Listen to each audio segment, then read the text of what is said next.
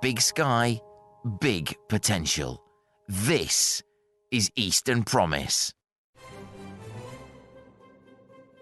Welcome to episode 66 of Eastern Promise, where this week we've smashed together particles of potential and atoms of excellence to showcase the very best of the East of England.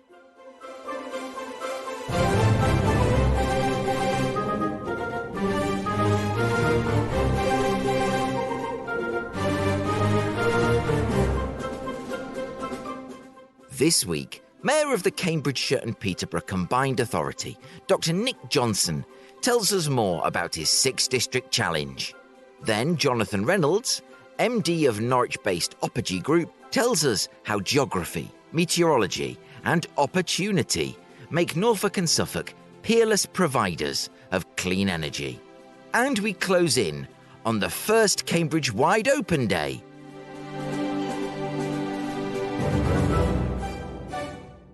And finally, I asked who you'd like to hear as a guest on Eastern Promise, and you told me it's time for a self-referential bit of CROWDSOURCERY.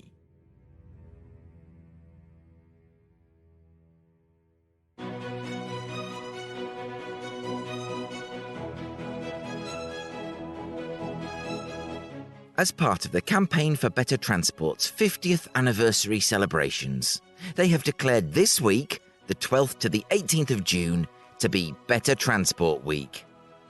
Dr. Nik Johnson, the elected mayor for the Cambridgeshire and Peterborough Combined Authority, and therefore the elected representative with far and away the largest constituency in the East of England, has set himself the 6-district challenge. What is this challenge? Why, to visit the 6 districts of his mayoralty: Fenland, Huntingdonshire, East Cambridgeshire, South Cambridgeshire, and the cities of Cambridge and Peterborough, using only public transport or active travel. I caught up with Dr. Johnson and joined him as he made the short hop from the city of Cambridge into South Cambridgeshire. Here we are, just a bit away from Foxton railway station in South Cambridgeshire, and I have caught up, literally and figuratively, with Dr. Nik Johnson, Mayor of the Combined Authority for Cambridgeshire and Peterborough. Dr. Johnson, today is your 6 districts challenge, which sounds, and you are very well along the way of having completed it. Could you sort of tell our listeners what is the 6 district challenge and why you're undertaking it today? Well, it's an idea that came up from staff within the Combined Authority here in Cambridge and Peterborough. The Combined Authority is made up of constituent authorities. From the north, that's our obviously Fenland and Peterborough City Council, and down here where we are at the moment in the South Cambridgeshire, with a few in between. We've not made Huntingdonshire yet, but we have visited East Cambridgeshire and we've been through Cambridge City. So the idea was to demonstrate, because it's Better Transport Week, that public transport is a good alternative, as indeed is active travel, using the power of walking and cycling. And how much could we achieve, or how much could I achieve, with the support here of the staff, and get around the county? And actually also use it as an opportunity to listen to the people along the way, and actually experience. I mean, I do use buses myself anyway, but today, using public transport, we've already, maybe one of the reasons you caught up with us was because we had a delay on the train. Yes, that's the only reason I caught you. So well done, signal failure on that one.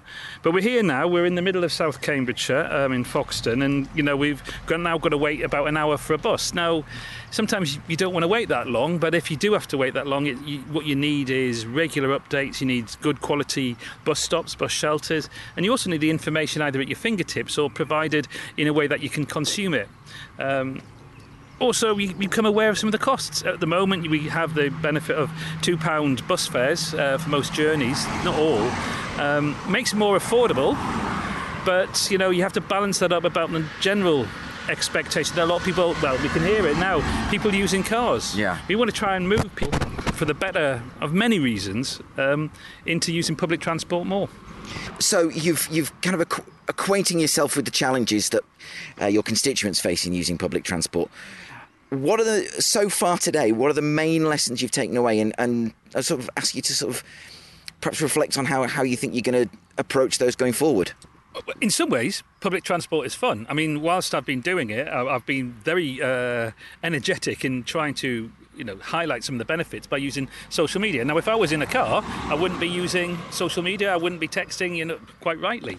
So sometimes letting other people take the strain, that's fun. But it's a strange one in this, because I'm doing this as part of almost like an experience. I'm not commuting, and so when you put an overlay of I need to be at a certain place in a certain time, I could see how that could be frustrating. For instance, knowing that we want to come here where we are in Foxton at the moment, but at the same time the train being delayed was starting to make me feel a little bit concerned. So again, it's about that reliability. I've also found out about ticketing. I have so many different tickets as I bought along. Wouldn't it be easy? And one of the things that we want to do at the Combined Authority is having one ticket, where you can travel around. We all know the experience that you've got in very different experience of using sort of an Oyster card in London, where you have and that covers a whole area, and you can just move around one single price. I know when I sort of start adding up all the costs for me moving around Cambridge and Peterborough, it'll be significant. And then that's a challenge. Do you want to move people onto using public transport? But then if the pushback is, but it's too expensive, particularly if you're taking a family around. It's just me, I'm doing it on myself today.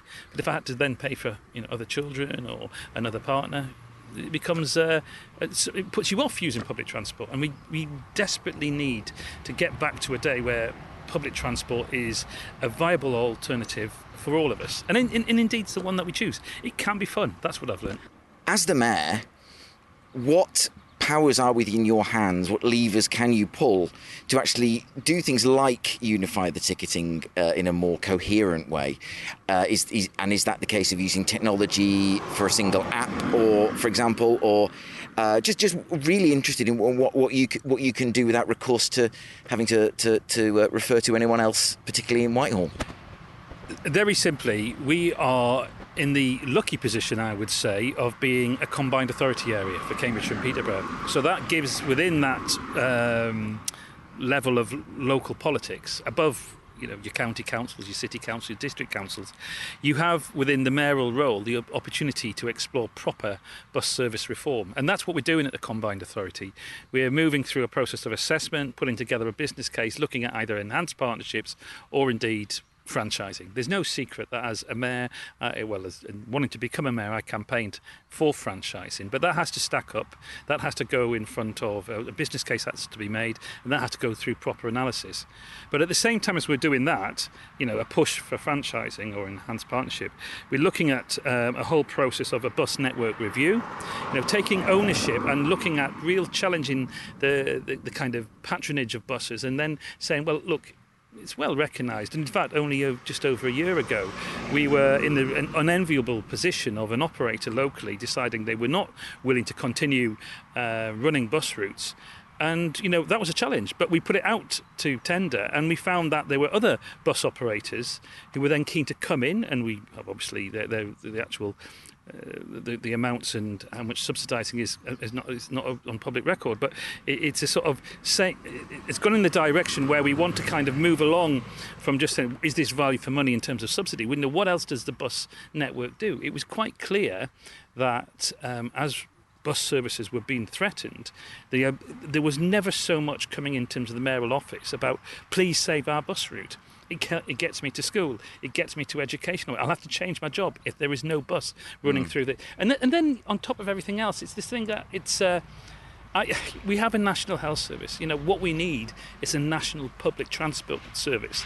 It was deregulated back in the 80s, and I think that was a major failure in the past. And what we're trying to do in reverse. And interestingly, across the political divides, there is a real keenness to kind of bring a narrative where public transport is viable and it delivers not just about value for money, but also in terms of economic benefit, social benefit. A simple example would be rural isolation leads to issues of loneliness. If people can't get out and about to the shops, they're not integrating. So there's so many reasons that we need a proper integrated, safe, reliable, affordable public transport system, and having that access, particularly to improving the bus network, is very much part of what we're doing. And public transport is also very important for the drive towards net zero and carbon reduction. And I know that's something you're also very interested in. What can we do in terms of... I'll cut this bit out because I had the question in my mind a second ago, and now, ironically, the train of thought has left the station again without me on it. Decarbonising transport. Cambridge is notoriously quite a difficult city to park in, or an expensive city to park in, and there's a very good reason for that. But on the same token, it's very easy to access by rail. How important do you think to what you're trying to do is that decarbonisation agenda, and making basically Cambridgeshire a cleaner and a greener place, encouraging people to use cars less, and making public transport more accessible? Well, I mean, we are making inroads into that within the last couple of months with the benefit of working with operators, in this case Stagecoach, and with government funding. We have introduced, I think it's 30 zero-emission buses, so, that immediately takes away from that kind of expectation that buses are idling with lots of diesel fumes coming out of the exhaust. If you've got electric buses with the infrastructure, something that we're obviously pushing with alongside colleagues at Peterborough City Council, we want to move on electrification of the fleet. And let's not stop at that. There's opportunities, particularly in the north area, where we've talked about the concept of the hydrogen valley, which is where, and if you look at analogies where similarities or analogies in the northwest with Steve Rotherham, the mayor of Liverpool, there's a hydrogen fueled bus fleet. So it's about the infrastructure, looking at where you can have an opportunity to introduce, particularly around the buses, either electric buses or hydrogen-fueled buses.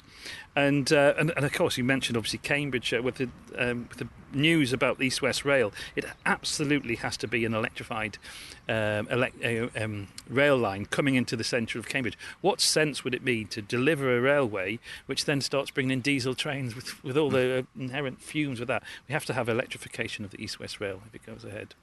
So tomorrow morning you're back in your office on the back of the 6 Districts Challenge today. What's job number 1? It will be to get an update from the bus team, as I call them, and there are experts, just to kind of clarify a few points and just connectivity around certain routes. I mean, I've got individual experiences of some of the routes that we've used today. Positive feedback, but also just to pinpoint and where exactly we are, and to deliver the next stage of pushing on for that business case around enhanced partnership or franchising. Now, when we did the networking event on the railway, the roundtable event on the railway, we had Johnathan Denby of Greater Anglia, and he was telling us how that the service between Norwich and Cambridge, the frequency it is, an hourly service, was really a sort of a campaign, a push to get that. And I started asking the question, what would a half-hourly service unlock? And personally, I'm very much of the view that a half-hourly service from Norwich, even after that's through to Stansted Airport, could unlock a very great deal of sustainable growth, not for Cambridge, for parts of Suffolk and for Norfolk, and all the way up to Norwich. Is that a sort of thing? I hate to put you on the spot about this, but is that the sort of thing that you could possibly take back with you to consider as you're looking at these issues? So yes, absolutely. But I'm going to reassure you and all your listeners that one of the things that the Combined Authority is doing is we're taking leadership about the issue of just north of Ely, the Ely area capacity enhancement works. That is a whole challenge, and in fact, on the announcement of the East West Rail success story, is that he said, well, let's not stop at East West Rail and connecting between Oxford and Cambridge and areas in between. Let's push on to the Norfolk, Suffolk area, connections with Ipswich and Norwich. But we need this problem. We need to address the problem that the pinch point that is Ely area junction needs to have massive improvement to improve the capacity, particularly for a mayor for Cambridge and Peterborough, because one of the biggest challenges I've got is the inequality in our area, a sort of north-south divide. Today I've come from Wisbech, and although we deliberately have taken a more circuitous route, what we really want to see is those Fenland towns and Fenland villages feeling more connected. Indeed, Peterborough more connected by having regular, reliable modes of public transport, using the rail infrastructure as we have, and ideally enhancing with regard to a rail net link between both March and Wisbech, and a modern, possibly like very light rail type connection, which means that people in Wisbech no longer feel as isolated, and then they have opened up the opportunity from the north of the area. And indeed, what I would say, my hope will be in the long term, is that as we see more investment coming into, and we will see more investment in Cambridge and Peterborough, people want to come here. But my real drive is to say, look, when you hear Cambridgeshire, don't stop at Cambridge. Think wider, think bigger, think of the connectivity that could be possible, and an opportunity in terms of development of your business further afield into the East Cambridgeshire district, into the Fenland district, because that's where we're really going to be successful as a whole is in this county. I think a lot of people, and certainly not just in Cambridgeshire, but in the whole of the region, will be really excited and really, really pleased to hear you say that. And I think you keep using sort of the magic words for Eastern Promise as potential and opportunity, and it's huge. And I think if we look at sort of what we can unlock through improvements at Ely, and that becomes a really exciting story that I think we can sort of get people, dare I say, in government behind. When we start talking about what the exciting things that will follow. And the good news is obviously.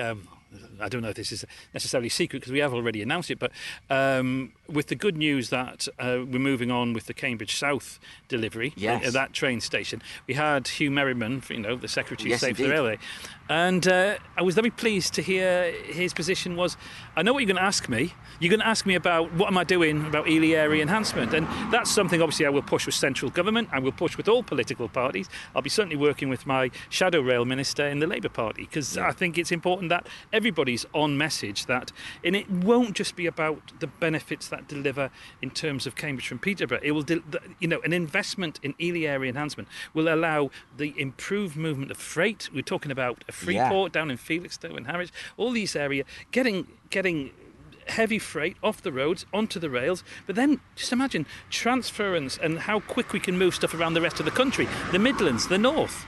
It is an absolute priority for the country as a whole to improve Ely North Junction.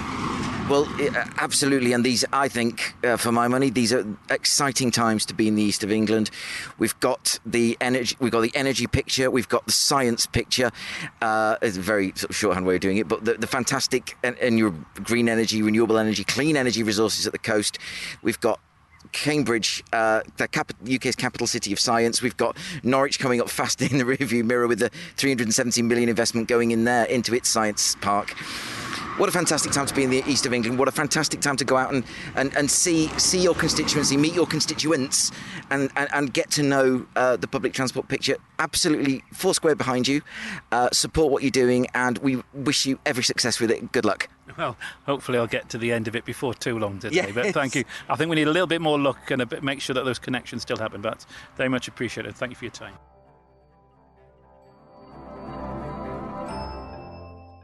I'm hugely thankful to the Mayor of the Cambridgeshire and Peterborough Combined Authority, Dr. Nik Johnson, for taking time out of his 6-district challenge on a blisteringly hot afternoon to talk to Eastern Promise.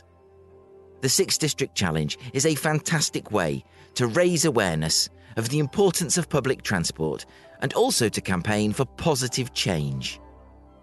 I also want to place on record my thanks to Senior Advisor Constance Anker, who acted as a homing beacon, allowing me to intercept both her and the Mayor as they waited for their train to depart.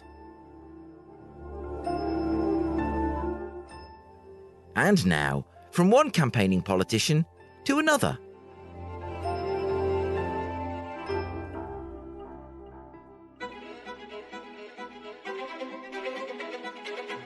When you look at the renewable energy opportunities, all of a sudden, the Norfolk and Suffolk coastline, we're right in the vanguard, right at the front line.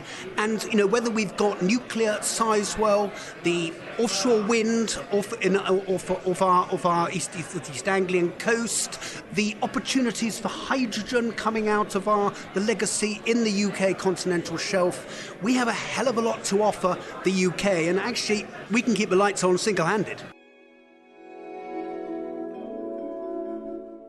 MP for Waveney, Peter Aldous, speaking to me earlier this year at a meeting of the All-Party Parliamentary Group for the East of England. And, of course, he's absolutely right. But what exactly is the scale of the opportunity that clean and renewable forms of energy represent to our region, the UK, and the world? One thing's for sure, the opportunity stretches beyond just the generation of power, but into the supply chain as well. A greater demand for renewable energy can therefore support greater investment in skills, more and better jobs, regeneration, and new opportunities that we haven't foreseen yet. I wanted to explore this further, and there was no better place to start than with the Managing Director of Opergy Group, Chair of the New Anglia Local Enterprise Partnership Innovation Board, and very much a kindred spirit for Eastern Promise, Johnathan Reynolds.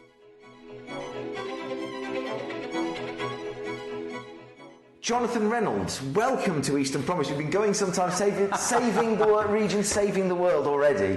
But give us a potted history of yourself, and then we'll come on to tell us about Opergy, because it's a huge, huge enterprise you're helming here.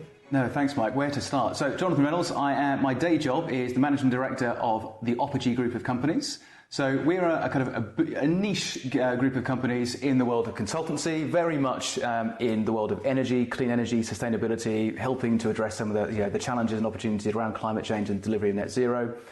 We work with businesses, governments, supply chains, projects right across the board, whether it's in offshore wind, in onshore renewables, in hydrogen, in nuclear. Transport is becoming an interesting priority, marine, ports, etc. We work right across the spectrum. We have this quite weird but broad capability. And we started here in Norfolk, very much regionally based, but we are now very international. So I have a team in Scotland through Opergy Scotland. I have a team in Asia. We're working right across the UK and beyond. We have investments in kind of high growth, really innovative technologies. So we have a company called Continuum, which is a world-leading technology company based in Denmark, but we're looking to commercialise in the UK as well, that's looking at composite recycling, so things like wind turbine blades, which is a major problem right now. We've got a proven technology to help recycle and upcycle wind turbine blades into usable products. So there's exciting kind of technologies which we like to put our money where our mouths are and our resource where our mouths are in terms of helping bring these technologies to market. But I'm otherwise Norfolk born and bred. Been working largely in the world of energy and sustainability most of my career for the last 20 plus years. Spent a long time as the development director for the Orbis Energy facility in Lowestoft, which is fantastic. It is. 100% full still, which is great, owned by Suffolk County Council. But with Norfolk, Norfolk's my home. Norfolk's where we've put the headquarters for Opergy. My senior team and other sort of business partners in Opergy are from Norfolk and live in Norfolk, and are passionate about our own backyard. And we like to see really where we can see that leverage investment in our own area, in our own local communities. That's what we're passionate about. So I've got two of my directors who sit on the board of the East of England Energy Group, again, giving back in terms of the energy sector. So that's Martin Dronfield and Andy Holyland. Martin, recently stood down as executive chairman, but again has been passionate about seeing growth and investment in this region. I've been on the local enterprise partnership board with New Anglia for the last, I think, these 6 years, which has been great. And again, that's about me giving back and passionate about seeing growth in the region. They're all pro bono roles. We don't seek any remuneration from those, but it's about us giving back because we're passionate about doing the right thing. And that's that'll be a trend of probably you'll see through some of this conversation. I'm always passionate about doing the right thing. I don't care if it means that someone benefits more than we do, or someone. It's not about party politics in that sense. It's sometimes you've just got to do the right thing, whether it's for business or society or local communities. I want to come on, if I may, to last week, because we're speaking now at the very first day of June in 2023, and last week was the Southern North Sea Conference 2023 at the lovely, wonderful Norfolk Showground. And for those asking for a friend, for those who were not there, what did they miss? The SNS 2023 was one of the best and the biggest event to date. It's been going for nearly 20 years as a sort of a big Southern North Sea regional showcase for energy. I think this year was the largest to date. More exhibitors, more footfall, an unbelievably packed conference programme, but leveraging some of the really senior industry officials. So Dan McGrail, the Chief Executive of Renewable UK, Tim Pick, the offshore wind champion. We had senior representatives such as Sarah Williamson from Sizewell C, who's leading the civil programme sort of for the construction of Sizewell C once it gets final approval, hopefully not too far away, and a whole range of other industry leaders. We were there exhibiting. I think pretty much most members of my entire organisation were there in some form, both supporting it, speaking, hosting panel sessions, but exhibiting and giving back as well, which is part of what we do. And I think the conference programme was fascinating because it did cover everything from looking at the future of hydrogen, the future of the gas industry in the Southern North Sea, where we take offshore wind, some of the opportunities, but it was quite honest in terms of some of the challenges that we need to address as well. So the whole conference and the whole event went under the sort of banner of Vision 2030. Yes. And that was really important because everyone's setting targets, whether it's government policy targets around 2030. So in offshore wind, we want to see 50 gigawatts of offshore wind installed by 2030. It's not far away, and we've got a long way to go. Most local authorities or other public bodies are looking at carbon neutrality or carbon emergency plans and carbon targets up to 2030. We are woefully behind where we need to be locally, regionally, nationally on some of those targets, in my opinion. Mm-hmm. There's a lot more to do. So setting that vision for what this region could do and should do was really important. I think there was a collective ambition coming out of the event that this region in particular, more so than any other region in the UK, has so much potential, not just to be a leading energy producer, but to really be a leading region in driving delivery of net zero. So some of the stats that I know we put together that Martin spoke about in his kind of last hurrah as the executive chair. We talked about this region. If we just look at the renewables and low carbon generation assets, so solar, wind, onshore and offshore, what we have with Sizewell B, some of the bioenergy assets, which we've got a whole abundance of different bioenergy, energy from waste, anaerobic digestion facilities. This region is powering the equivalent of 30 to 32% of all UK homes right now. Yeah. Which is pretty incredible, considering we only have about 10% of the UK population, but we're powering the equivalent of 30-ish% of all UK homes. You're welcome, Britain. With the pipeline of forecast investment in offshore wind, the potential of Sizewell C, and the amount that can produce, with some forecast investment in bioenergy, not much in onshore wind, unfortunately, but that's something that I know government is starting to look at finally. We could see this region potentially produce enough power equivalent to 90% of all UK homes. Equivalent of 90%. Yeah. So, and that's including a huge amount of solar, about another 3 gigawatts of solar. This is not all just rooftop solar on people's homes. This is some of those larger potential solar arrays, rooftop solar on big industrial facilities. That's massive. So the role this region can play, I think, is absolutely quite incredible and is not always understood by local communities or local politicians in terms of what we need to do to make that happen. A lot of the time, national grid in particular, gets a kicking for all the wrong reasons. I think politicians forget it's one of the most heavily regulated sectors. They've not been allowed to invest in sort of speculative infrastructure or speculative investment for decades. And in some ways, that's held us back because we've not been able to build the infrastructure ready for what we know might be in the pipeline until those projects, say an offshore wind farm or a big solar farm, actually starts construction, then they build the grid connections. Well, if you start investing in grid at all levels, we can make a massive difference. So things then like the Norwich to Essex kind of route for 180 kilometres of potentially new infrastructure, possibly via pipeline, some undergrounding, comes in for a huge amount of public fury for all the wrong reasons. Yeah. Personal view. But I think if we need to recognise that it's not about this region powering London, it's about this region powering the UK creating a huge economic, potential. Yeah. All the jobs that will come with that, tens of thousands of new energy-related jobs. That's the prize, and they're long-term jobs. If we look at whether it's in offshore wind, hundreds of jobs when those projects become operational. If we look at Sizewell C, up to 900 jobs when that project is operational. They're permanent jobs. And we're seeing pretty up to 8,000 or 9,000 jobs at peak during the 10-year construction period. That's over 25,000 jobs over the life of that construction over the next 10 years.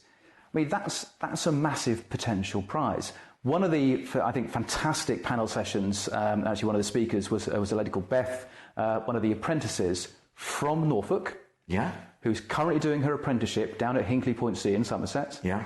She came back and was talking about her experience. Yeah. The fact that she is now working full-time down in Somerset on a major project. She's not only has her board, her lodgings, everything kind of covered.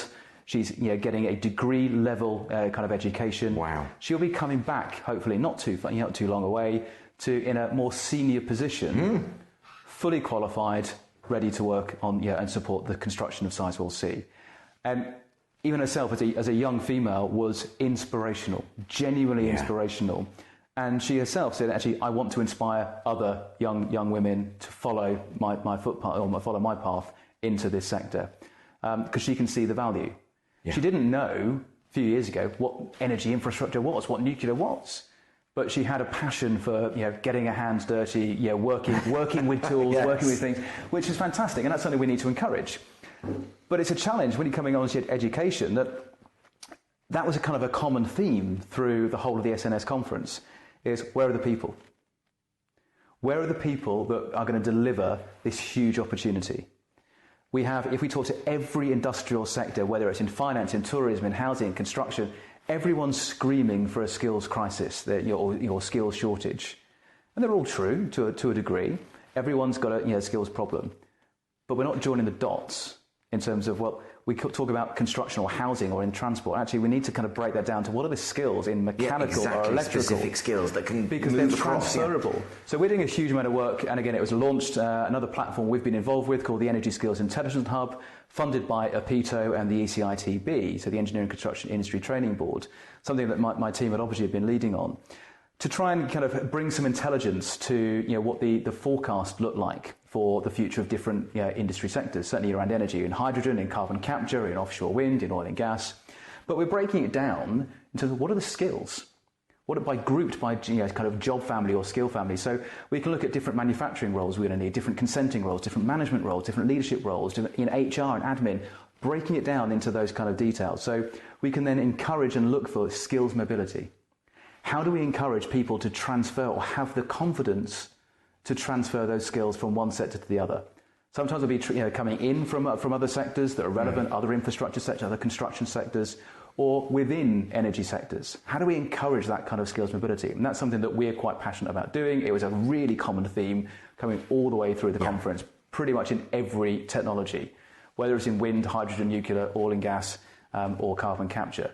Everyone was talking about how do we encourage that kind of skills mobility, because that's where we need to put more focus if we're going to actually have any chance of solving some of the skills challenges, in quotes, that we all talk about, but create that long-term opportunity for generations to come. So what can we do? That's a really absolutely fascinating point. What can we do in this region for ourselves before we start saying, Mr. MP, Mrs. MP, can you talk to the government about this, that and the other? What levers have we got to pull to actually sort this for ourselves? And how far do you think we can get down that road? Sometimes it just comes down to the basics of let's talk. Yeah. Let's look at collaboration and open communication between areas, between counties, between technology sectors, between industries. And we don't do that often enough, in my view. So really understanding what are the needs of wind versus nuclear or infrastructure or road building or automotive. Because actually we're all going to be fishing in the same talent pool. So how do we all collectively make that talent pool much bigger for ourselves? How do we collectively talk to the further education college community, the sixth form colleges, the universities, holistically? And it's not about saying, Norfolk, you specialise in these courses, or Suffolk, you specialise in these courses. Because we still have areas of really real deprivation. There are kids in Great Yarmouth that have not been to Norwich. Teenagers that have never been travelled as far as Norwich. So I hear. In terms of real deprivation, we've got still. If we look at just down in Essex in terms of Jaywick, in Tendring district, one of the most deprived communities, in the country. But actually, literally just up the road, we have massive potential through things like Freeport East, Bardside Bay and Harwich, for what could be some game-changing kind of investments in offshore wind manufacturing or hydrogen production, building a new 122-hectare port. I mean, these are massive, massive opportunities. But just down the road, there's massive pockets or real pockets of deprivation. The same in parts of, or pretty much every coastal community. So parts of Lowestoft still, parts of Great Yarmouth. So we need to balance that kind of opportunity with actually where do we focus on those vulnerable communities, those vulnerable families and areas of society as well. Because they're the people we really want to target. They're the people we really want to inspire to really kind of come and join these sectors. And that's where we're going to start seeing real social transformation and long-term growth for the region. I mean, I don't know Yarmouth as well as I know Lowestoft, but it seems to me that we've got the LEAF LEEF facility and the work that the Port of Lowestoft are doing. And that is such an exciting, just as someone from the outside looking in, an exciting time, because the mind reels at the possibility, because you can see the cascade of employment opportunities, of people coming to be sited close to the port. What do you think is the scope for somewhere like Lowestoft to benefit from if we do this right, or if all the stakeholders do this right, and there is that free-flowing communication, exchange of ideas? What is the scope for that? To be blunt, the scope is boundless. The potential is boundless. I was hoping you were going to say. But it's not. Lowestoft has huge potential. But rather than just, I don't want to focus exclusively on Lowestoft. No. I'm just saying because I know it better than Yarmouth. That kind of ripple effect across the whole of the coast. But what's important when we're talking about energy-related sectors, ports are critical. You can't deliver offshore wind without a port. You can't deliver oil and gas support without a port. So, they are absolutely critical. And, Lowestoft, I think, and you're absolutely right, Project LEAF, so the Lowestoft Engineering Facility. Sorry, I'm going to say that again. It's the Lowestoft Energy Engineering Facility, ABP. Please don't don't cancel my purchase order. But we were fortunate enough to be part of some of the early modelling for looking at the economic impact of that particular project. So 25 million investment from ABP, some support from the Towns Fund at Lowestoft as well, which is good. But you're right, that could be a real catalyst for further investment in the wider area of Power Park. We've seen Orbis that was built 13, 14 years ago. That's been a major catalyst for real innovation, and some of the spin-outs from Orbis, like Scottish Power, who have now built their £10 million operation facility for East Anglia 1 within the port area. We hope you're going to see that expand when they build, finalise the building of East Anglia 3 and the future of East Anglia 1 North and East Anglia 2. Even Vattenfall, Vattenfall have chosen to base their long-term operations and maintenance base at the new Great Yarmouth O&M campus, which is fantastic. Again, major investment to unlock that part of Great Yarmouth, partly enabled through the Building Better Fund and investment from Norfolk and Great Yarmouth Borough Councils. Fantastic facilities. But the ripple effect, I was talking about this at SNS actually with Vattenfall, looking at the ripple effect through Lowestoft, through the whole of Norfolk and Suffolk. It's not just about those companies working in the port area. It's much bigger than that. So we were talking about temporary accommodation for technicians and construction workforce that are going to be coming to Lowestoft, Great Yarmouth through their supply chain. And that's where I think we can have real impact. But again, it comes back down to how do we connect the dots? So we're seeing in Lowestoft fantastic investment in offshore wind. The port is critical to that. We've got to unlock somehow, working with the local authorities as well, unlock planning so we can actually start to get a level of speed in building new facilities. There is that Field of Dreams quote, build it and they will come. I thought of that one earlier, when you were talking. We use that phrase a lot, but it is so true for what we're doing in this region. And go back to Orbis, and I was part of the development team at Orbis when I was part of the old East of England Development Agency that helped to finance the sort of 9.4 million capital that paid for Orbis, working with the county council. But it was very much build it and they will come. The local community thought what was this big white elephant, this great big office building down at what was the Household Waste Recycling Centre. But it worked. It was a strategic investment, long-term investment. It is 100% full. The challenge now is we can't build grow-on space quick enough to satisfy that demand. So there's more demand for office space, more demand for workshops across the whole area, not just for Lowestoft, in Great Yarmouth as well, in Norwich, in Ipswich. The impact when Sizewell C starts construction, the impact we'll hopefully see in Ipswich will be as great as it will be in areas of the Suffolk coast, around Leiston and Saxmundham. Businesses that will really, really benefit. Yeah. But it's that ripple effect that we need to understand as well. It's not just where the projects are located. The whole region, if we get this right, the whole region will benefit. Look at the impact of BT in Industrial Park. Yeah. The whole region benefits from having that. It's one of the kind of hidden gems of Suffolk. BT's global research and development base, just outside of Ipswich. Yeah. And we don't shout anywhere near enough about it. And all of the other businesses, it's not just BT on that park. So many high growth, really fantastic digital companies and tech companies on that park, and we don't connect the dots enough. So how do we get the research parks working with with industry, working with the ports to really unlock that kind of joined up, coordinated discussion? So it does come down for me that, could I answer your earlier question? Open communication, and sometimes we just don't have the time to do that because everybody's so busy. We're all racing to catch up with each other. And sometimes we just need to slow down a little bit, stop, have those discussions. How can we genuinely and openly work together across sectors, across boundaries, across technologies?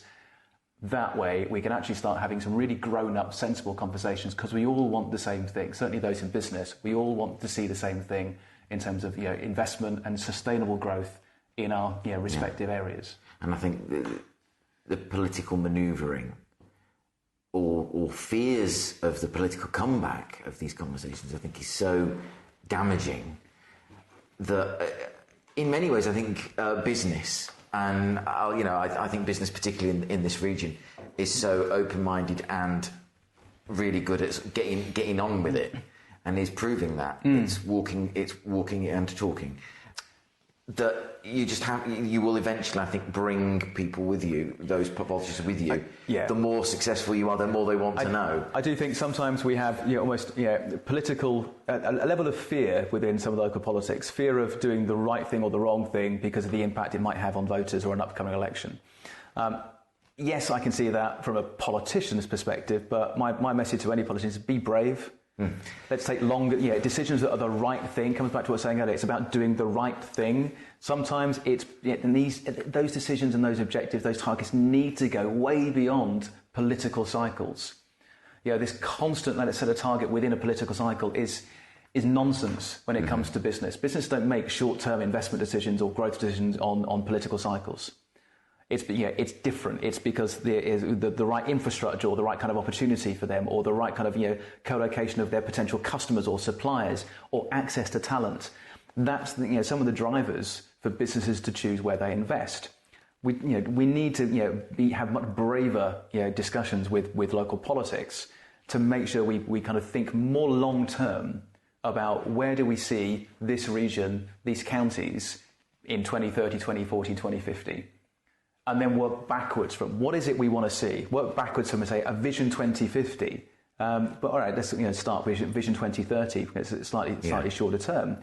And let's stop talking about kind of the political cycles. If Labour gets in at general election, if the Tories manage to keep a majority, absolutely. We're seeing the impact of the Greens, which have now secured Mid Suffolk and East Suffolk and Mid Suffolk. That's changing the nature of some of the local politics. If we're not careful, that will become a distraction from where we need to focus in terms of business and industry, driving growth, investing in jobs, investing in new infrastructure. And we need the public sector and local government bodies to work alongside business. Not sometimes it does feel that there is kind of a bit of a divide. There's a them and us, debate. And not everywhere, I appreciate. And there are some local authorities that are much more grown up than others. Personal view, but I think we need that open dialogue if we're going to actually be serious about long-term investments and long-term growth for our region, whatever our region, big R, small r, will look like in the future. I agree with everything you said there, but unsurprisingly, since that's the whole raison d'etre of this podcast. Martin Dronfield, whom you mentioned earlier, got some coverage and gently raised eyebrows for his comments at SN. You mentioned his sort of farewell address about the east of England is what it is here and now, and that sorry Aberdeen, you've well that was how it was reported. I wasn't there, so I can't comment. And just quickly, I sort of read the coverage of what he said, and I thought, that sounds absolutely uncontroversial to me. He's absolutely spot on. Do you want to sort of cover off briefly what because I'm assuming you were in the room, but what he said and why he's right? I know we've kind of covered this already, but... Well, hopefully Martin will be listening to the podcast, so of course he's right. Of course he is. Yeah, absolutely. But what the message was, this region quite often undersells itself. Yes. Kind of going back to what I was saying earlier. That's why I'm here. This region in particular, I think has a leading role in terms of energy production and generation. We don't shout about it enough. In terms of offshore wind, we have over 5 gigawatts, about 37, nearly 40% of all installed capacity of offshore wind in this region, off the coast of this region. That's more than any other region can boast. If we look at the level of onshore wind, it's about 420 megawatts. So not great, not when you compare it to the likes of Scotland. If you want to decarbonise the regions, look at what Scotland's achieved with onshore wind. It has one of the lowest carbon intensities of its grid of any part of the UK because it's really gone heavy on onshore wind. We need to learn from that in other parts of England. Just sweep that to the politics to the one side for the moment, because I know obviously this government does have consultation out on that on onshore wind at the moment.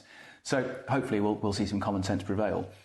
Leveraging our agriculture, we have so many different types of bioenergy, energy from waste, anaerobic digestion. We're burning all sorts of interesting, whether it's poultry litter, straw, all sorts of other kind of waste, agricultural waste to produce power. Fantastic. We need to see more of that, but we need to balance that with future feedstocks. Battery storage, I think, is going to be one of the most interesting ones. We have more than 2.8 gigawatts of battery storage projects in the pipeline, which I think is phenomenal in terms of looking at grid resilience and evening out some of the variability of renewables. Because, as it's often said, the wind doesn't blow at peak direction 24 hours a day, the sun doesn't shine. That's a bit of a lazy argument, I find. People will cling to any. So the response there is, how do you then leverage that? So putting in place battery storage, so co-locate. So actually we are seeing most projects, or quite a significant number of projects that are looking at planning in this region, looking to co-locate a large solar farm or some other renewable energy asset with batteries. So it actually has a much, much greater impact. Fantastic to see. We've currently got about 137 solar projects that generate about 1.3 gigawatts of power. In planning, there's another 175 currently in the planning system. So exciting. So over another 3 gigawatts of potential solar. So those 137 have been built over a fair amount of time, the last decade plus. 175. Now, not all of those might get planning permission, let's be honest, but I hope a significant number will. And that, again, with the impact of that 2.8 gigawatts of battery storage, will really transform the way that renewables and the variability of renewables can play a real key part in future sustainable energy production. Touch on nuclear, 1.2 gigawatts at Sizewell B, another 3.2 with the advent of Sizewell C. Fantastic. We need to see more of that. Now, I'm not saying necessarily large EPR rollouts. I'd love to see sort of the Sizewell replica at somewhere like Bradwell, but we need to embrace what's the future of smaller or advanced modular reactors also look like. If we're going to build this huge workforce for Sizewell, which has such a fantastic opportunity, how do we leverage that? Yeah. What can we begin to do next? Yeah. Nuclear behaviours in the world of the energy sector are some of the best safety standards, the best health and safety kind of behaviours anywhere in any part of the energy sector. How do we use that as a catalyst for investment in skills in other technology areas? So I think there's a huge opportunity to do that. A good example I've been working with through some of the work we're doing with Sizewell C is working with the colleges around their electric vehicle base. So the shift in automotive from internal combustion engines to electric vehicles. Why is that important for nuclear? Well, actually, working with electric vehicles is high voltage skills, is high voltage electrical skills. That's the kind of skills we need in offshore wind, in nuclear, in battery storage, It's not wiring up your 3-pin plug. No. So actually, how do we kind of connect the dots? We need more investment in electric vehicles, absolutely. That's going to be part of the future of passenger transport. But we also need to, massive investment in that skill area, because the rest of the power generation sector is also going to want to use those skills in terms of high voltage. So there's some really interesting. Let's go back to connectivity. We'll get onto hydrogen in a second, but I was going to say hydrogen's my next port of call. One of the other big announcements around in the last week or so, and again it was touched on at SNS last week, is carbon capture and storage. So how do we kind of look at the future of the gas industry off the southern North Sea, off the Norfolk coast in particular, for this potential of CO2 storage? And that's a really interesting one. So how do we capture carbon dioxide from heavy industry around the UK, certainly in parts of Yorkshire and Grimsby, and start to store those in underground reservoirs or former depleted gas reservoirs off the southern North Sea, off the Norfolk coast. And of the 20 new licences that have been granted, a number of those are just off our coast. And again, that's going to be a really new, interesting area in terms of carbon storage. But I think for me, that kind of presents an interesting kind of a dichotomy as well, because at the same time, we want to look at capturing CO2 and storing underground. We've got other sectors that are almost screaming out, we need more CO2. So if we look at the food and drink sector, Diageo for the last 3 years, I think at least 2 years running, around summertime have declared a global shortage of carbon dioxide for carbonated drinks, which I could never quite get my head around. Some of the PR headlines that shortage of CO2 when climate change is kind of turn the page and we're talking about disastrous impacts of climate. So. But also, if we look at some of the future of alternative fuels, and I know this is linked to hydrogen, which we'll come on to. There's a huge focus around sustainable aviation fuels or sustainable marine fuels. And quite often that's what they call e-methanol or e-kerosene or related kind of similar products or similar fuels. They're typically created through combining hydrogen with carbon dioxide through various and other things as well in terms of refinement.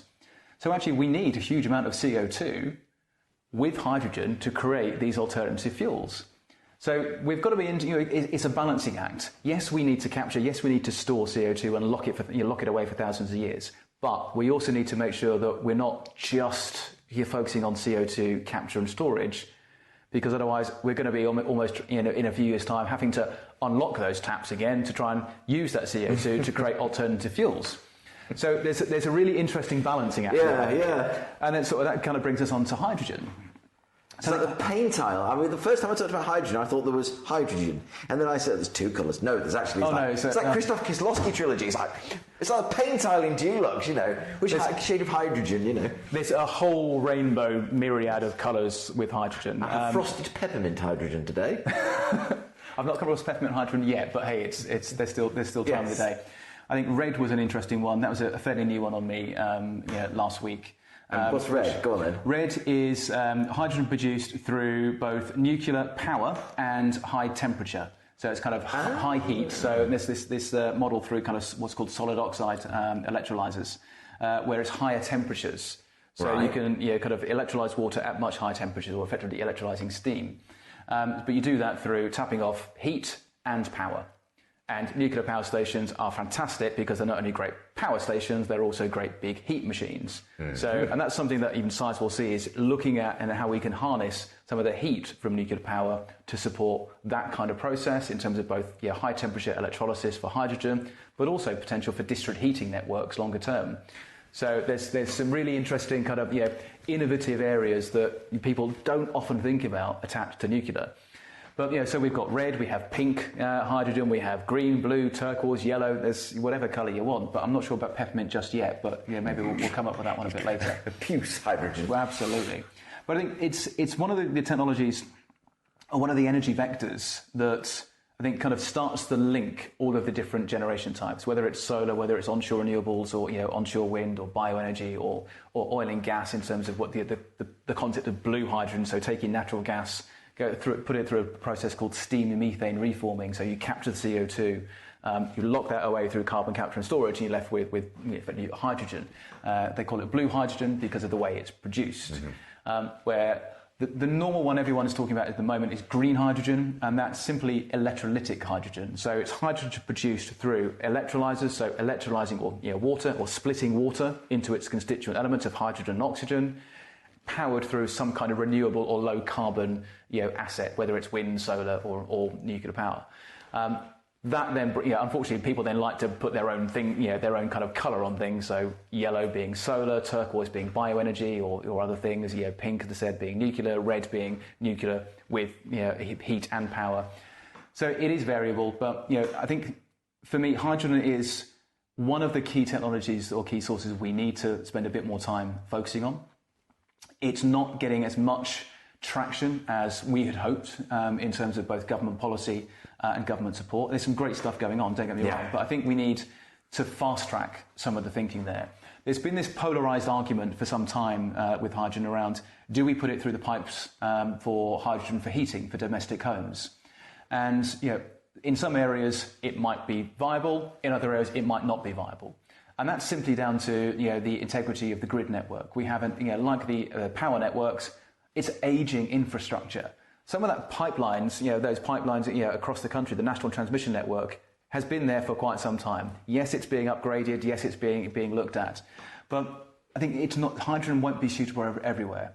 So I think at the moment, the government are planning to make a firm decision on whether or not to allow hydrogen for heating, for domestic consumption, by around sort of 2025, 2026. I think that's leaving it a little bit late because we need to kind of either choose to invest or choose not to invest. But I think one of the big sectors we're focusing on at the moment, certainly through what we do within Opergy, but also the regional cluster that again was kind of launched more formally at SNS around Hydrogen East, is looking at hydrogen for transport. But sometimes it's not hydrogen that people want. It's what we call a hydrogen derivative. So hydrogen is a core part, but as I touched on around whether it's for aviation or maritime, hydrogen chemically combined with carbon dioxide to create an alternative fuel, methanol or any kerosene or some other derivative, or chemically bond with nitrogen to create ammonia. Again, lots of we're seeing now in other parts of the world, new ships being commissioned powered by ammonia, green ammonia, or powered by e-methanol. Electric methanol. And we're seeing the same for the aviation sector in terms of a common discussion around SAF, sustainable aviation fuels, which is it's a hydrogen derivative in many cases. So I think hydrogen has a role to play, and I think hydrogen could, if we focus on the transport sectors, I think that's probably one of the harder to address areas of net zero in terms of reducing emissions. And I think we just need to kind of prioritise. So I think for me, right now, focus on hydrogen for transport and heavy industry, because we know we can do that. It's relatively safe compared to other alternatives. And one of the challenges is if you're pumping it into people's homes, you're as good as the boiler at the end or however that's maintained. So you've got lots of points of failure and sometimes you've got domestic consumers that like to tinker. They're not trained engineers. They're not trained gas engineers in that sense. So there is a safety impact. Yes, we need to address that. But I think there is a massive role for hydrogen to play, but also around energy storage. There's big concerns, and you would have seen these in the press like I have, around lithium ion or access to kind of rare earth materials globally for things like batteries, for whether it's the future of battery electric vehicles, for EVs or battery storage projects. And that's going to remain an interesting challenge, because we are not the only country in the world that's looking at a pathway to net zero and how we can fast track that. Every grown-up economy is doing the same thing. So we're all going to be looking at wind or hydrogen or nuclear around the world. So this is not just a regional opportunity or even a UK opportunity. This is a global opportunity, because we're all going to be adopting similar or variations of similar technologies. So I think hydrogen as what we call long-duration energy storage absolutely has a key role, because you can transport it, compress it and store it for long periods before you end up needing it. So looking at kind of interseasonal storage. And it's interesting that we, in terms of government policy around things like low carbon heat, how do we look at solving the heat challenge? So in winter, we have this massive peak energy demand through winter periods for heat, just for whether it's gas or for electric for heating. In the next few years, with the challenges around the climate change, we're going to see complete reversal of that. We're going to see huge demand for electricity for cooling, air conditioning or comfort cooling in homes and businesses. So actually, in winter, we're going to need much greater energy demand for heating, but that will completely reverse in the summer periods for cooling. And we're not necessarily always thinking about how do we balance that. Yeah. So it's going to be interesting to see how we can start to address that. But that comes back to almost that interconnectedness. How are we thinking about the design of new properties or new buildings to look at heating, cooling, and the kind of infrastructure that can support that? So it's not one or the other. And that, ladies and gentlemen, is just a small fragment of my chat with Johnathan Reynolds. You can find the whole interview on the podcast feed. Just look for Johnathan Reynolds' extended version.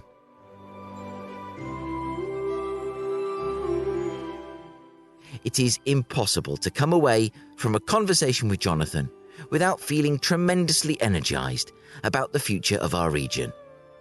I'm incredibly grateful to Johnathan for his time and for his boundless enthusiasm, and I do hope that's not the last we've heard from him on Eastern Promise.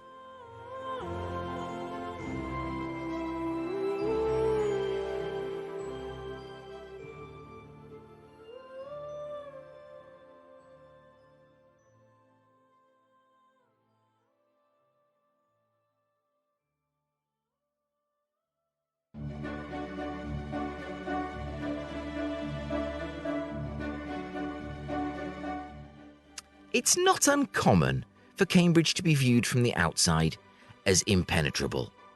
You're often left wondering what goes on in labs and office spaces across the city behind closed doors. Well, those doors were flung ajar in this week's Cambridge Wide Open Day.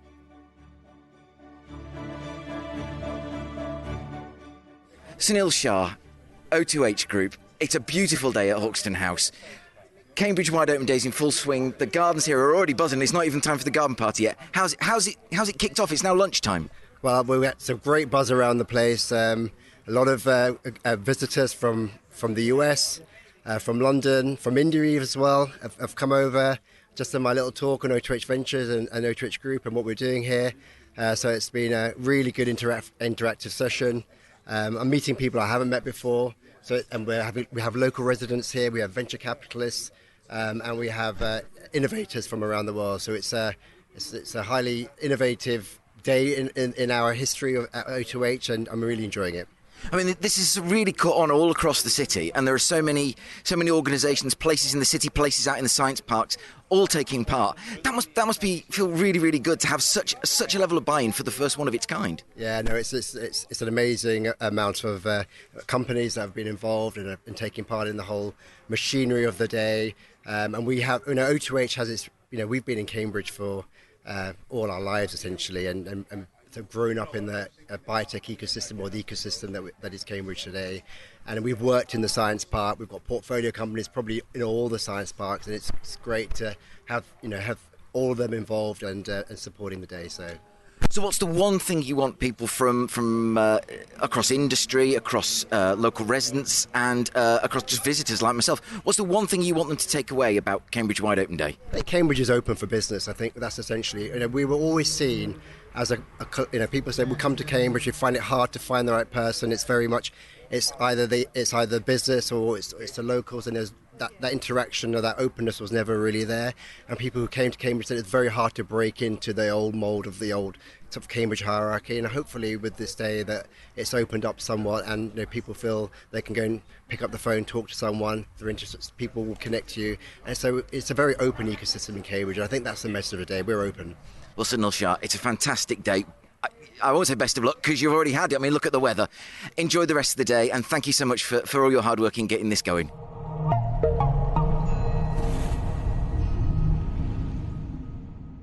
So my name's Ashley Box. And where are you from, Ashley Bott? Thermo Fisher Scientific. And what's brought you to Cambridge Wide Open Day? I think the extent of all the exciting stuff going on today, the different science parks that are opening up, showcasing their technology, showcasing to everybody really what's going on here in Cambridge, what makes it so exciting and vibrant as an ecosystem. So yeah, lots of things. Yeah, I mean, a lot of people say that certainly from outside Cambridge say they find it quite hard to engage with the city, and I think from my experience, it takes a lot of effort, but once you do it, once you've made that effort, it is richly rewarding. What do you find? He's looking behind him, slightly frightened now. Yeah, I mean, I'm not from Cambridge, so I travel to Cambridge. I'm based down in Sussex, but I've always had good experiences. I think the network to get here is good. The rail system, the road system. Once you're here, the ecosystem actually supporting science is brilliant. Very engaging. There's always different networking events going on. I think it's like anything. The more you put in, the better experience you'll get, the wider contact and network that you'll build. So Cambridge for us is a super city full of very exciting customers doing some really innovative things. Well, that's just what we want to hear. Any more volunteers? Oh, you're smiling. That looks... Harriet, come on. Harriet volunteered me in the meeting the other day. I've done my... Oh, you've all got Thermo Fisher lanyards on, so... And, part of the same crew. Well, everyone from Thermo Fisher, have a fantastic time at Cambridge Wide Open Day. Thank you for coming, in some cases, quite a way. I just come down from Norfolk and I thought that was a schlep. But thank you very much. Thank you. Victor Schroyer, Life Sciences Recruitment. What have you seen so far at Hawkston House today? Well, we've seen a fantastic building that was derelict before but has been saved by O2H, and we've been here representing our company and going through a couple of meetings, meeting already existing clients and hopefully picking up a new prospective clients as well. And are you, as well as sort of looking for clients, are you also looking for any talent hopping around that you can link up with existing client base, or am I not allowed to know that? Well, no, of course. I mean, the nature of our recruitment industry is always both sides of the spectrum, isn't it? Picking up new clients. I'm here as a business developer on one side of the business, but also equally interested to hear about what the scientists are looking for themselves and if there's potentially new opportunities that they're looking for, but also if they can potentially lead me on to certain companies that they're potentially interested in speaking to. So I think it's fairly obvious why something like Cambridge Wide Open Day would attract you and would attract life science recruitment. This being the first, is it surprising to you that this is the first of its kind? Because it certainly surprises me that this hasn't been done for years. But I think it's fantastic it's been done now, but is it surprising? What more would you like to see from it in the future? Well, it's funny you say that. There are a few big conferences that are being held, and the idea of us getting exposure to companies by joining, something that's been organised like O2H is always very interesting. But ideally, what someone like us or an agency like us would love to have is some sort of real exposure to the companies that are actually here. And if we could get some lists and some delegates of these people that are here, that would be an ideal world, and that we can exchange contact information and see potentially if there's just some sort of way in setting up an introduction on site where we can already have some background information on each other and that we can really kickstart some really meaningful conversations. Well, if O2H is listening for this, I'm sure they'll take that on board, and now they've got the chance to offer it. What are you looking forward to for the rest of the day, and are you staying for the garden party? Well, we're actually quite local. We're only 2 hours away or so. We're close to London. But it depends on how fruitful our conversations are going to be. Of course, we're very happy to stay. I mean, I'm pretty sure, by the way things are going right now, we will probably stay until the garden party and hopefully meet plenty more interesting people. Victor, thank you very much for your time. I hope you enjoy the rest of the day.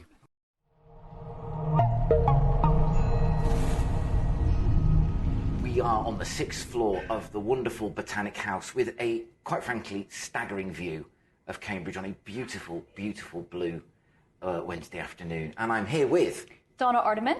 And you're obviously part of the Mills & Reeve team here. And what's your role with Mills & Reeve? So I'm a partner here and I lead up our investment funds practice. Wow, OK. Why are Mills & Reeve supporting Cambridge Wide Open Day? It reflects everything that Mills & Reeve does, to be honest, from the fact that we've been in Cambridge for over 100 years, that we've been here for a long time, and we're heavily involved in the incredible infrastructure that creates the science and tech hub that Cambridge is. And I think people don't really appreciate sometimes how much infrastructure, and when I mean infrastructure, I mean social infrastructure, I mean legal infrastructure, I mean architectural infrastructure, financial infrastructure required to create this level of global, tech cluster and science cluster.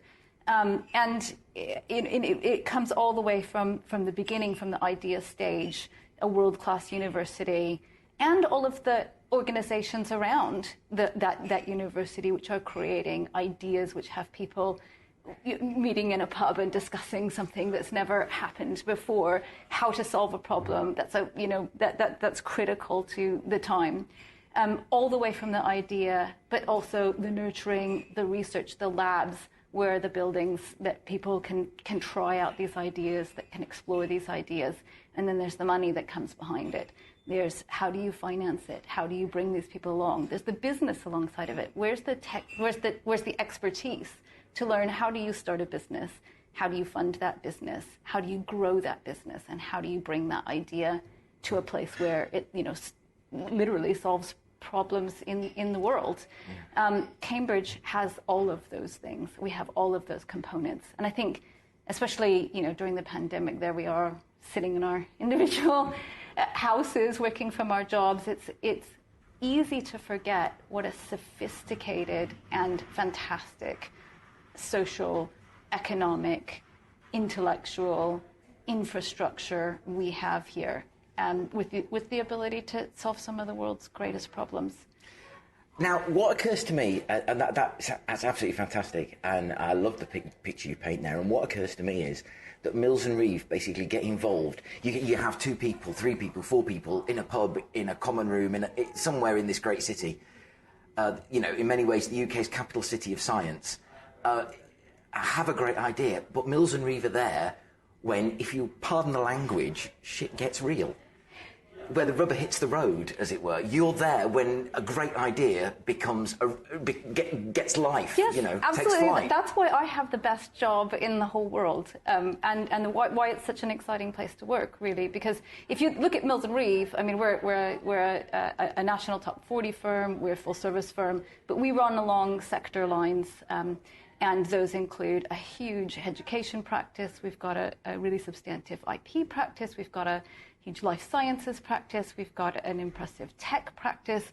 And we're helping create those centers which the real estate which is developing those things. We're helping develop the funds which finance those things. We're helping start the companies which commercialize those things. And again, when trouble develops, we can help with that too.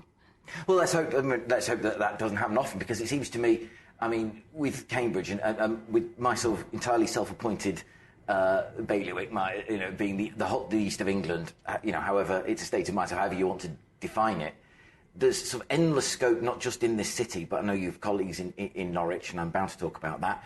But the scope for growth, for new sustainable buildings, when I say buildings, I mean lab spaces, tech spaces.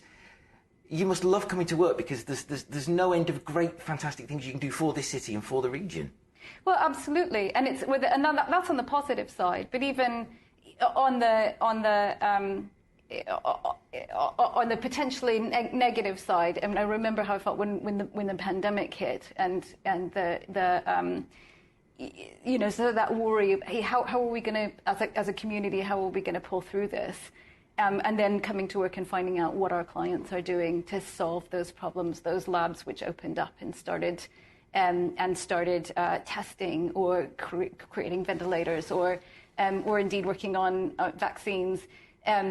It's a very optimistic world to be in, and I think Cambridge is that optimistic bubble where you say, well, okay, actually, the world's actually facing some pretty serious problems here, but there are also the solutions here, absolutely. Yeah. I mean, that's one of the things I love about getting around places across the region, but especially places like Cambridge and Norwich and the coast, because to my mind, and I'll just ask you to reflect on this just before I let you get back to work, there are lots of places in this country and beyond that do bits of the things that we need for the future. But the east of England, with the energy coast, renewable clean energy on the Norfolk-Suffolk coast, science of all stripes here in Cambridge, you've got science, fantastic plant science in Norwich, genomics, both places. We've got food, we've got agri-tech. This region basically has it all, has everything that we're going to need to face the future. And what a wonderful thing you've got. It's like a full-service agency like Mills and Reeve there to sort of support it wherever that growth, wherever that innovation, whenever that science springs up.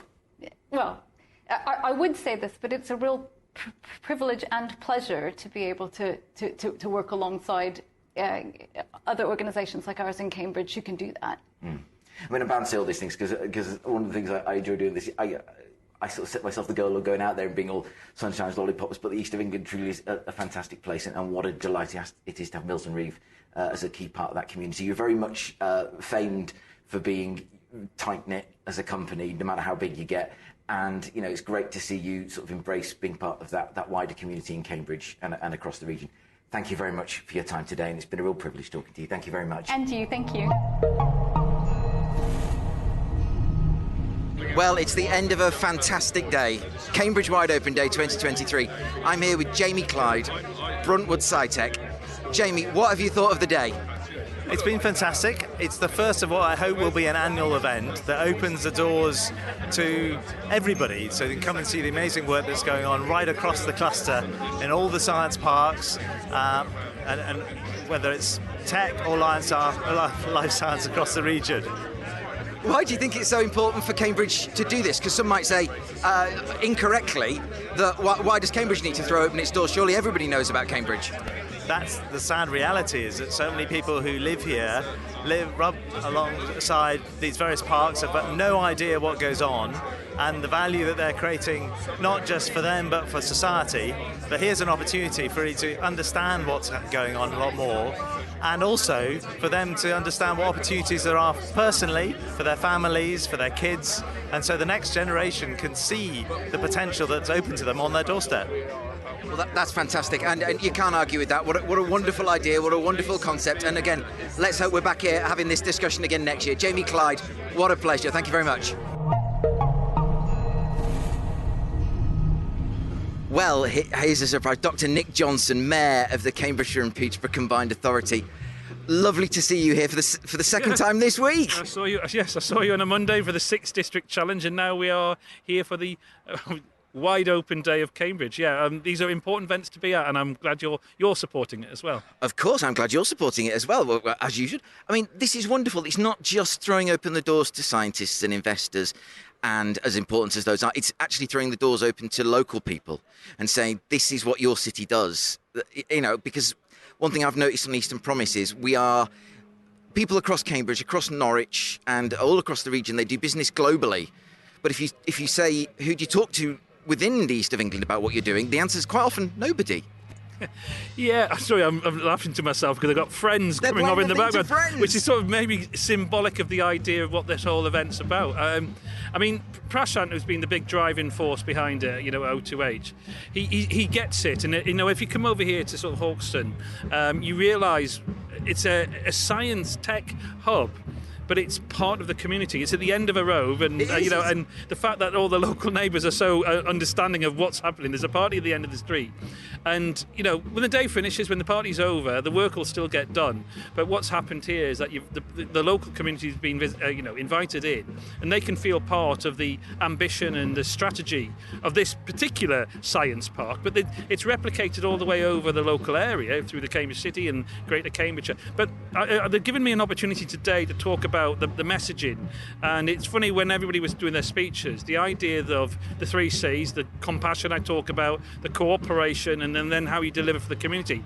It comes out in bucket loads here, and I can begin to see, because it's not just about Cambridge City and the innovation that's unique to this area and the history of the place and the discovery of DNA. We've got to spread that message, not just over the whole of Cambridge and Peterborough, but ideally over the whole area that you cover, the East of England. Yes, indeed. So, I mean, I think there's real inspiration that comes of it, and real ambition. And if you start with the compassion and really caring, and you get the cooperation, you deliver for your community. So I'm really happy. Yeah, I mean, I think we must have to have a letter and a number, because I work to a 5P strategy, and 2 of those are people and place. And you're right. This for people who obviously can't see this. This is literally at the end of a residential street. It's like a house party. It is a house party, and it is an incredibly fun, friendly, open, appropriately, house party. And it's wonderful to see you here. It's wonderful to see you supporting this. This has given me so many ideas for what I can do with Eastern Promise. And I'm sure Prashant won't mind if I steal some of them. The best ideas are the stolen ones. Yeah. And so what are you going to take from this going forward? Well, I've got a real sense that the messaging around wanting to open up and work with the community is not just something that is beginning to happen locally in terms of local government and local government policy, but it's also about, and I think it is important here, the challenge is also going back to the scientists, to the developers, to the businesses, saying, we are a successful area and people do want to come here and invest. But if you come here and you want to grow, you've got to take the people with you. You've got to have that cooperation and you've got to be visible in showing that. And just opening up is important, but doing it with a smile and then really being welcoming, really being compassionate. Then people will come with you, and then you'll see the benefits for your business. What a perfect message to end on. Dr. Nik Johnson, Mayor of Cambridgeshire and Peterborough Combined Authority, thank you so much for being on our show twice this week. Fantastic. Take care. Well, what a perfect bookend to a perfect day. Prashant Shah, congratulations on the first Cambridge Wide Open Day. What a triumph to go all over the city and see the banners at science parks in the centre of town proclaiming that the doors to Cambridge are wide open. How do you feel at the end of the day? Delighted. When you have got a new machine and you put it together and you press the button, you don't know what's going to happen. But all the cogs were turning as they should, and the machine worked. So we're delighted and are grateful to everybody who got involved, the venues, the companies, the supporters, all the O2H team, and we're really delighted that people, whether you're an investor, you work for government, you're a scientist or a resident, you got a chance to see what was happening in the O2H science and tech community. Well, there'll be so many conversations that are carrying on as a result of today. So many, you've got executive search, scientific search teams looking recruitment. So many things will happen as a result of this of today, and it'll be say, oh, do you remember that time O2H did that fantastic Cambridge Wide Open Day? Congratulations to you. And when do you get out the clean sheet of paper for Wide Open Day 2024? That work has already started. I thought it might have done. We've got so many lessons that we've learned in the last 3 months of trying to put the inaugural event together. And people are coming back to us already with good ideas and what they want to do next year. We hope to get more companies involved, more of Cambridge involved, and certainly more of the wider Cambridge community involved in the Cambridge Wide Open Day. Well, I can't recommend it highly enough if you're listening to this from the Cambridge community. If you're elsewhere in the east of England and you haven't been to this year, shame on you. Come down and take part next year. Come down and explore, because there's only things to learn. There's only things to benefit all of us in the region and the country and the wider world. Prashant Shah, congratulations. We look forward already to 2024, and Eastern Promise will support you in that, whatever form it takes. Thank you very much. Thank you, Mike.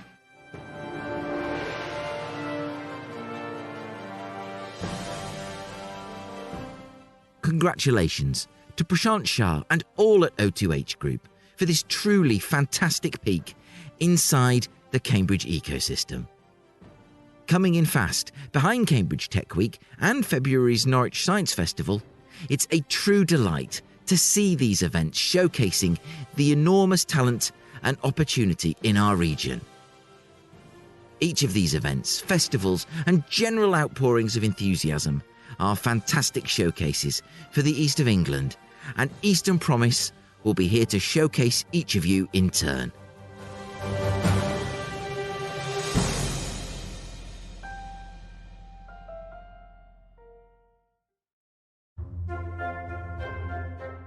And now,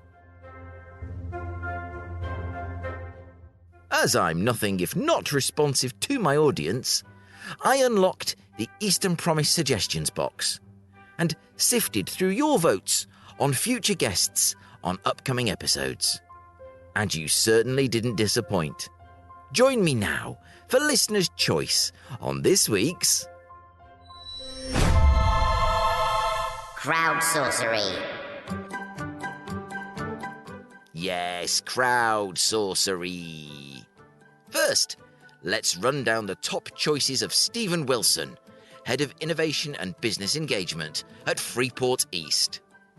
Says Stephen, so many, some of whom you may have featured before. René van der Merwe, Andy Richards, Andy Williams, Gonzalo de Vasconcelos, Chris Lowe, Piers Ricketts, Catherine Chapman, Gerard Parr, and Vic Annals, brackets, if he hasn't left yet. Interesting SME entrepreneurs galore in the east of England too, like Toby Mills, Hao Zheng, and David Ferren Jimenez. Thank you so much, Stephen. That's an amazing array of suggestions, and I'm actually quite pleased that only one of them, Professor Gerard Parr, has so far been a guest on Eastern Promise, leaving so many more available. I shall be looking up this list, and thanks to Stephen Wilson, all those on it have been forewarned. Next, I admire someone who is clear about what they want from life. And that description fits perfectly Rory Preston, principal and founder at Udemo, and lead data scientist at Visible. Says Rory, "You already know my request, Professor Simon Carding at Quadram Institute in the Norwich Research Park. Pretty please." Now, I had the honour of visiting the NRP last week and meeting with Andrew Stronach, Head of Public Affairs at the QI. And you can rest assured, Rory, we will be looking into this as soon as possible. After all, you did ask nicely. Next up, Penny Bartram, Associate Strategy Director of Vice News and Trustee at Norwich Film Festival. Says Penny, "I feel like you'd have some interesting questions for the ex-Prime Minister in South West Norfolk." Now, I'd be totally up for that, although it would need to be entirely within the Eastern Promise policy of positivity and opportunity. And somehow, the opportunity might be seen as missed by some. Penny has another suggestion. How about a trip to the Sainsbury Centre to touch some art, as the Sainsbury Centre for Visual Arts in Norwich is currently encouraging people to touch their exhibits. And, says Penny, maybe Chris Bosher of Bourne would be a good protagonist to talk through the creative strategy of the project. Chris tells us that he is up for that, as, indeed, am I. Let's do it. Let's go grab some art. Sorry. Scarpa. James Lee Burgess, FRSA, of Urban XR, suggests Michelle Sorrell to talk about her work on UK poverty at Save the Children and how valuable her lived experience has been to them and her in trying to address the most important issue facing the UK and the East. That's a fantastic suggestion. Thank you, James Lee Burgess. And if Michelle Sorrell is up for that, let's go for it. However, let me leave the last word to Clark Willis, MBE, who makes a very important point. A challenge, Mike Rigby. So many infamous people you've interviewed, all with a view and a position, but what about some next generation young people, currently without a voice on their future? Interview them at Royal Norfolk Show on the first day, and we will show your interviews on the big screen at the Longacre Marquee on the main concourse, just before the Royal Norfolk Agricultural Association offices, at 10:45 on the second day of the show. Let's just all see what the young people of the East want us to give them for their Eastern Promise, for their future, and for our grandchildren. Thank you, Clark. I am really looking forward to being part of that project. And that's it for episode 66 of Eastern Promise. I have been Mike Rigby, and will be so again next week in time for episode 67, when my guests will be Sam Burton of the University of East Anglia and Robin Milton of Fairer Games, who are joining us to tell of their experiences with Creative East's Create Growth programme, which is being delivered by the UEA. It then only remains for me to thank the Mayor of Cambridgeshire and Peterborough, Dr. Nik Johnson, and Constance Anker of the CPCA, Johnathan Reynolds of the Opergy Group, Bruntwood SciTech, and everyone I spoke to on Cambridge Wide Open Day. My thanks as ever to Engineer 49. People ask me what Engineer 49 does. Well, to put it simply, he solves problems I didn't know I had in ways I simply don't understand. And to you, thank you so much for spending time with me. So, from me to you, catch you next week, and bye for now.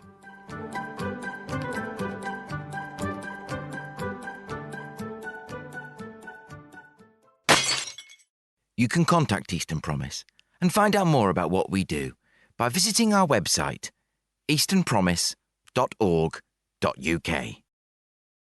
Eastern Promise is a Priors Croft production on behalf of the Eastern Promise East Anglia Community Interest Company.